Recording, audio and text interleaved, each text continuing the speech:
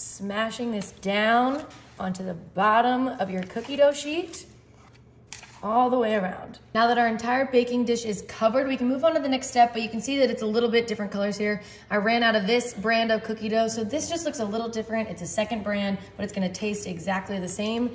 Now I can go ahead and add in the apple pie filling. And this, I could eat it just straight out of the can if we're being honest. I love apple pie filling. That jam that they have it sitting in is delicious. I'm just gonna take my spoon and spread this around my baking dish, making sure there's a couple apples on every single bite. Don't overlap them.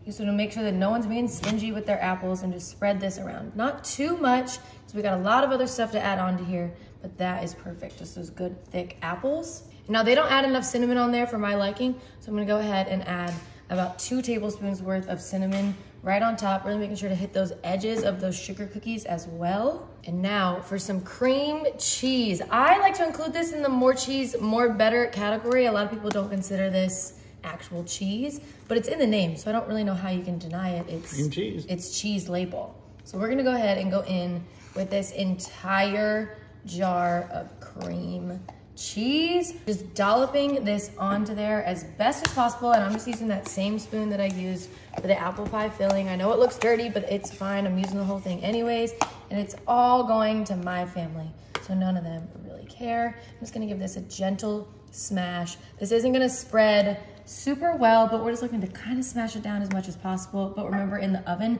this is all gonna melt down, and you won't really have to worry about those big globs. Now to a bowl, add 1 stick of melted butter.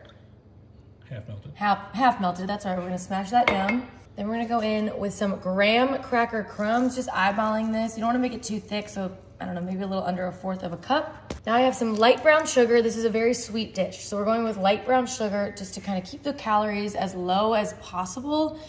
And we're going in with, I don't know, maybe 1/2 cup, probably a little under half. Measure with your heart. Measure with your heart. And then some ground cinnamon. I don't really like to measure most of my ingredients, so kind of just give it a little taste. If you wanna add more to something, add more. If you wanna omit some, omit. Now I just have some walnuts here, and I'm gonna break these apart a little bit. These are salted. I love a good sweet and salty moment. If you don't like the extra salt, just get regular dry roasted nuts. That is fine. You could use pecans, walnuts, almonds, cashews, whatever you want. These are just my choice. And now I can just give this a little bit of a mix. A little mixy mix right there. See that melted butter? That glob is already pretty much gone. Didn't really make much of a difference. And now we can go ahead and bring back in our dish, and we're just gonna pour this over the top. Not too much. This packs a lot of flavor, so you don't really gotta add too much. Just looking for a little bit of it to get on every single bite. Ooh, look at how good that looks. You can't tell me this doesn't look like fall in a baking dish. Give it just a little bit of a spread. We're getting a little heavy on this side over there. Just gonna add some of that over there. Share the wealth. Look at that. And I know this doesn't look like much, y'all, but this, once baked together, is gonna be one of the best apple cobblers you have ever had. I'm gonna take this on over to our oven. I have it preheated to 350 degrees. That is just what's suggested on that sugar cookie baking bag, and we're gonna cook until those cookies are fully done. Oh, come on. Perfectly golden brown. Look at that. This looks, it genuinely looks like a delicious apple pie, but just in a baking dish.